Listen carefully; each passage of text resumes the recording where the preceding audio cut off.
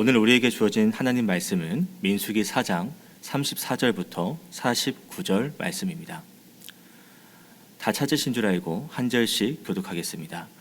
모세와 아론과 회중의 지도자들이 고핫 자손들을 그 종족과 조상의 가문에 따라 계수하니 30세부터 50세까지 회막에서 복무하고 봉사할 모든 자 곧 그 종족대로 계수된 자가 2,750명이니 이는 모세와 아론이 여호와께서 모세에게 명령하신 대로 회막에서 종사하는 고핫인의 모든 종족 중 계수된 자이니라. 게르손 자손 중 그 종족과 그 조상의 가문에 따라 계수된 자는 30세부터 50세까지 회막 봉사에 참여하여 일할 만한 모든 자라. 그 종족과 조상의 가문에 따라 계수된 자는 2,630명이니 이는 모세와 아론이 여호와의 명령대로 회막에서 종사하는 게르손 자손의 모든 종족 중 계수된 자니라. 므라리 자손의 종족 중 그 종족과 조상의 가문에 따라 계수된 자는 30세부터 50세까지 회막에서 복무하고 봉사할 모든 자라. 그 종족을 따라 계수된 자는 3,200명이니 이는 모세와 아론이 여호와께서 모세에게 명령하신 대로 므라리 자손의 종족 중 계수된 자니라. 모세와 아론과 이스라엘 지휘관들이 레위인을 그 종족과 조상의 가문에 따라 다 계수하니 30세부터 회막 봉사와 매는 일에 참여하여 일할 만한 모든 자 곧 그 계수된 자는 8,580명이라. 그들이 할 일과 짐을 매는 일을 따라 모세에게 계수되었으되 여호와께서 모세에게 명령하신 대로 그들이 계수되었더라. 아멘. 네, 민수기 이제 4장 마지막 부분이죠. 이제 민수기가 이제 백성의 수를 세는 그런 장이다 보니까 이제 1장부터 4장까지도 이제 인구 조사를 하는 그런 장면들을 우리가 읽어왔습니다. 이 인구 조사를 하는 목적은 크게 두 가지입니다. 이제 먼저는 첫 번째, 이제 창세기 22장에 나왔던 말씀이죠. 아브라함에게 하나님께서 약속하신 내가 너에게 큰 복을 주고 내 씨가 크게 번성하여 하늘의 별과 같고 바닷가의 모래와 같게 한다. 그러니까 이 아브라함의 자손들이 번성했다는 것을 우리는 민수기를 통해서 볼 수 있다는 것과, 그리고 또 이제 약속의 땅이죠. 가나안에 들어가기 이전에 이제 진영을 정리할 필요성이 있었다라는 겁니다. 너무 중구난방으로 퍼져 있으니까 이것을 잘 분류하면서 나아가는 그 길이 불편함이 없고 헷갈리지 않도록 이제 진영을 정리하고 준비하는 그런 단계라는 것입니다. 그래서 오늘 본문도 앞서 말씀드렸던 인구조사, 이제 하나님의 회막을 섬기기 위한 거기서 봉사하는 레위인들에 대해서 다시 한번 정리를 하고 있는데요. 이제 하나님께서 모세하고 아론에게 이제 레위 사람들의 인구조사를 명령하셨었죠.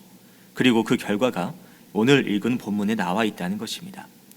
레위인의 인구조사를 명령하신 이유는요, 그냥 단순하게 뭐 그 회막에서 이제 일할 사람들 그 수를 헤아리자 라고도 볼 수 있겠지만, 그것보다는 이제 하나님이 베풀어 주신 그 은혜를 깨닫고 그리고 맡겨진 일들을 잘 감당할 수 있도록 하신 것이라는 겁니다. 그러니까 레위인의 이 인구 계수는요, 하나님께서 주신 그 은혜들을 다시 한번 세어보는 것과 같다는 것입니다. 먼저 34절 보시겠습니다. 모세와 아론과 회중의 지도자들이 고핫 자손들의 그 종족과 조상의 가문에 따라 계수하니, 하나님의 명령대로 모세는요 이제 그 백성들, 그러니까 이제 레위인의 숫자들을 가문별로 계수를 합니다. 아론과 함께 그리고 회중의 지도자들과 함께 동역해서 맡겨진 일들을 처리하는 거예요. 그러니까 혼자 하는 게 아니고 함께 한다라는 겁니다. 함께 하니까 어떻게 됩니까? 백진자도 맞들면 낫다라는 우리 말이 있듯이 효율적으로 해결할 수 있고요, 힘든 게 좀 더 덜어지기도 하고요. 그리고 단순히 효율적인 부분만 말하는 것이 아니라 하나님의 백성이라면, 그 믿음의 공동체 안에 있는 사람이라면 이제 혼자 하지 말고 이렇게 함께 동역해서 일해야 된다는 것을 다시 한번 상기해주고 있다는 것입니다. 이 모세가 리더십 하는 것을 보십시오. 지도자가 되어서 그냥 무조건 따라와라, 내가 하는 대로 너는 따라오면 돼 라는 것이 아니죠. 하나님께서 하나님의 말씀을 받는다고 해서 내가 하나님 말씀을 들으니 너는 내 말에 무조건 복종해라가 아니었습니다. 일방적으로 지시하지도 않았고 독단적으로 끌고 가는 것도 아니고요. 이제 사람을 세우죠. 그리고 함께 일하죠. 하나님의 명령이 아론이나 회중의 지도자에게 주어진 게 아닙니다. 모세에게 명령하셨지 않습니까? 그런데도 모세는 어떻게 했다고요? 함께 했다는 것입니다. 그러니까 우리도 저도 좀 그런 모습이 있지만은 그냥 나 혼자 그냥 감당하면 되지 뭐라는 모습이 있는데, 이 말씀 보면서 저도 찔리는 거예요. 그치, 하나님께서는 이 함께하기를 원하시는 모습을 보여주셨는데 왜 그 혼자 고집 때문에 나 혼자 하려고 노력을 할까 하는, 혼자 애쓰고 있을까 하는 그런 또 반성이 되는 말씀입니다. 자, 이렇게 모세가 이제 그 레위인들을 계수를 하는데요. 그 계수하는 조건이 앞서 나왔던 그 백성들의 수는 세는 조건과는 조금 다른 부분이 등장합니다. 앞서는 이제 남성들, 그러니까 20세 이상들을 세웠었는데 레위 지파를 속한 사람들을 보면 30세 이상부터 50세 이하를 조건을 달고 있다는 것이에요. 이제 당시 이제 성인의 기준, 전쟁에 참여할 수 있는 기준이 20세 이상의 남성이었습니다. 그런데 회막을 섬길 수 있는 사람들은 오히려 더 그 폭이 좁아졌다는 것이죠. 그 이유를 생각해 보면 성인이 20살 때부터라고 말하지만 하나님의 일을 감당하기 위해서는 아직 더 준비해야 되는 부분이 있지 않았나라는 생각이 든다는 겁니다. 아직 성숙하지 못한 부분이 있어서, 그래서 20세가 아닌 30세 이상부터 조건이 달린 것이고, 그리고 50세까지라는 것은 아무래도 이제 시간이 흐르다 보면 육체가 노화가 되기 때문에 몸이 약해져서 그 주님의 그 회막을 섬기는 일에 어려움이 있을까? 하나님께서는 이제 적당히 이제 배려를 해주시는 부분이라는 것이죠. 이제 그렇다고 해서 50세 이후의 레위 사람들은 그럼 아무것도 안 하는 걸까? 아니죠. 그제 남은 그분들은 그동안 쌓인 지혜와 소위 말하는 노하우가 있지 않겠습니까? 이제 그것을 통해서 이제 또 올라오는 그런 후배들, 또 이제 다른 레위 사람들을 훈련시키는 그런 단계를 밟을 수 있다라는 것이죠.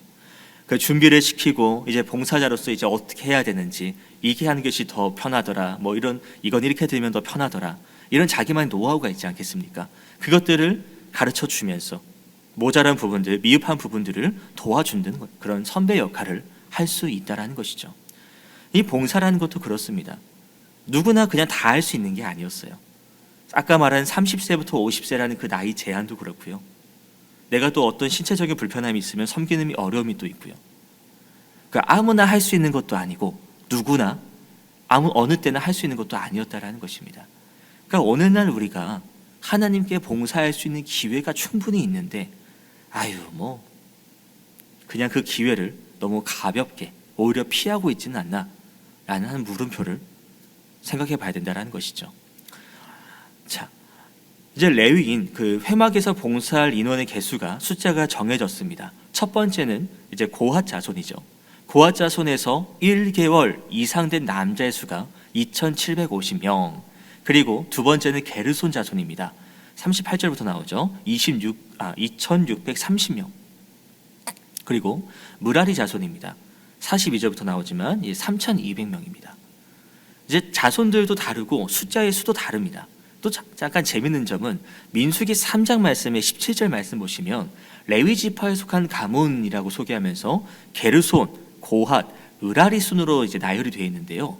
근데 오늘 읽은 본문에 보면 고핫, 게르손, 무라리라고 이제 되어 있습니다. 왜 이 둘이 바뀌었는가를 생각해 보면 각 가문마다 맡겨진 역할들이 다르거든요. 예를 들어서 우리가 읽었지만 이제 고핫 자손을 보면 그 회막 가장 안쪽에 있는 증거궤, 그리고 상, 등잔대, 제단들, 성수에 봉사하는 기구들, 휘장들, 그 안쪽에 있는 것을 담당을 했고요. 그리고 이제 게르손과 무라리손 나올수록 그 회막의 좀 더 바깥 부분들, 그러니까 가장 안쪽에 담당한 순서부터 이제 이렇게 나열이 됐다라는 것입니다. 근데 이러다 보니까 문제가 하나 생깁니다. 나중에 읽어보겠지만 민수기 16장 말씀을 찾아보시면 이 고앗 자손이 영적인 교만함이 들어가는 부분이 나와요. 어떤 부분이냐? 모세가 지도자인데 그 모세에게 왜 네가 지도를 하느냐? 내가 이 안에서 지금 증거계를 다루고 언약계를 다루고 그 다음에 이제 뭐 제단 등잔대를 다루는 내가 더 우리가 더라는 교만함이 들어갔다라는 것이죠.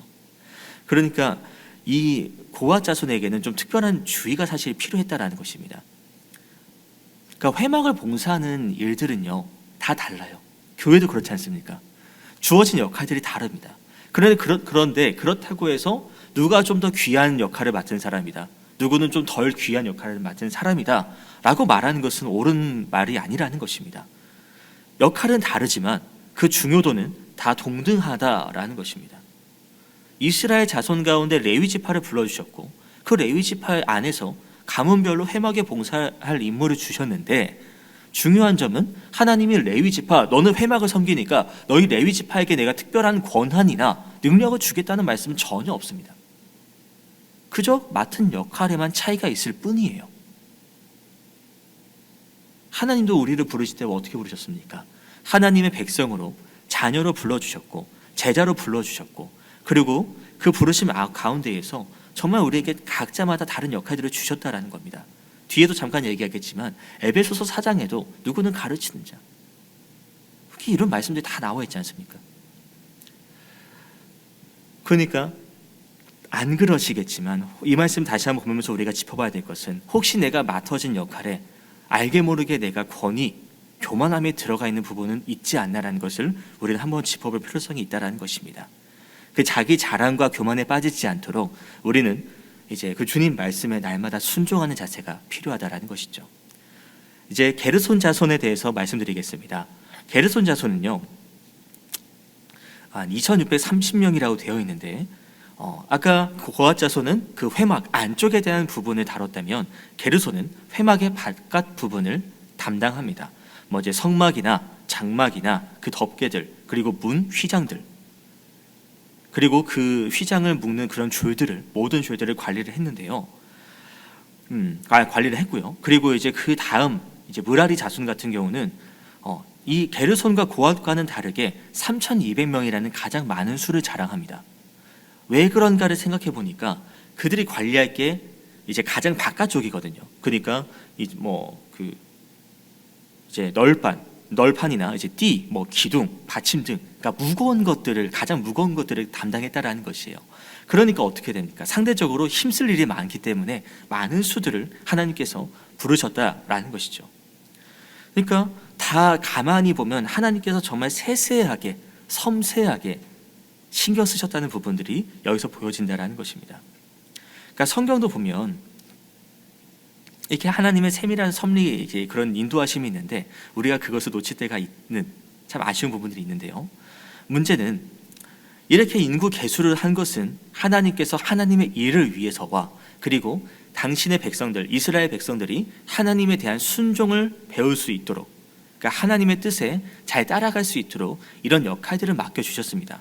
그렇기에 그런 것을 가르치시기 위해서 계수를 하셨다는 것이죠, 인원을.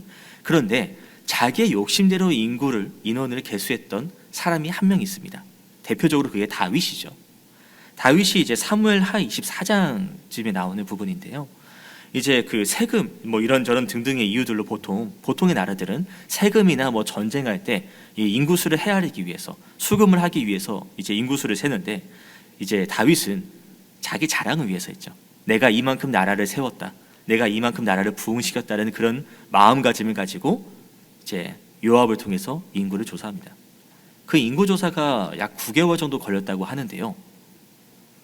그 보고를 받고 다윗이 마음에 찔림이 생겼다고 합니다. 그래서 하나님께 바로 이제 자기의 죄지었음을 이제 고백하는 부분이 나오는데, 그러니까 이 인간적인 생각, 인간적인 의도를 가지고 인구 조사를 하는 것은 그릇된 방법이라는 것이고, 그릇된 자세라는 것이고, 이제 하나님께서 이렇게 인구 조사하신 것은 앞서 말한 효율적인 수금과 효율적인 전쟁을 위해서가 아닌, 그런 목적이 아니라 하나님의 그 성막을 관리하는, 회막을 관리하는, 그리고 그 관리를 할 때에, 하나님의 일을 감당할 때에 하나님께서 그 감당할 수 있는 능력을 주신다는 것을 알게 하기 위함이다. 그리고 너희의 주, 너희의 주관자가 바로 나 여호와라는 것을 하나님께서는 다시 한번 백성들에게 깨닫게 하려고 하셨다라는 것이죠. 46절부터 보시겠습니다. 이제 그 레위인의 수를 다 계수합니다. 그 수를 합치니까, 자손들의 수를 합치니까 8,580명이라고 이야기를 하죠. 그 레위인을 계수하실 때에 하나님께서는 거듭해서 또 명령하십니다. 한 번 더 같은 내용을 반복하시면서 모세와 아론에게 말씀하시는데요. 근데 모세와 아론의 모습을 보시면요, 같은 내용을 듣고 계속했습니다. 이미 명령 듣고 하나님 말씀대로 계수를 했는데 하나님이 또 명령하시니까, 같은 내용을 말씀하시니까, 아니 하나님 잘 해왔지 않습니까? 잘 했는데요 라고 왜 또 말씀하시지라고 궁금해할 수도 있다는 생각이 들었습니다. 근데 그런 게 아니에요. 같은 명령이 내려와도요, 중복된 말씀이 내려와도요, 그냥 여호와께서 명하시는 그대로 묵묵하게 순종합니다. 그게 하나님의 기쁨이 되는 모습이라는 것이에요. 하나님은 우리 모두가, 하나님의 백성인 우리 모두가 하나님께 온전히 순종하면서 헌신하길 바라신다는 겁니다. 순종이 뭡니까? 하나님이 어떤 분인지를 알고, 그리고 하나님을 내가 정말 진심으로 경외한다는 그런 자세가 담겨진 게 순종이 아닙니까? 순종은 또 하나님을 사랑한다는 증거라는 것이에요. 근데 순종이 없다? 그러면 믿음도 없는 것이고요, 믿음이 없다는 것은 당연히 순종도 없다라는 것이죠. 하나님은 아론과 모세처럼 순종하는 자를 사용하셨습니다. 그리고 그렇게 순종할 때 어떤 결과들이 일어났습니까? 하나님 말씀에 순종했을 때 홍해가 갈라졌고 여리고성도 무너졌고요, 그리고 물이 변해서 포도주가 되는 사건도 있고요. 이거 말고도 얼마나 많은 사건들이 있었습니까? 그러니까 하나님은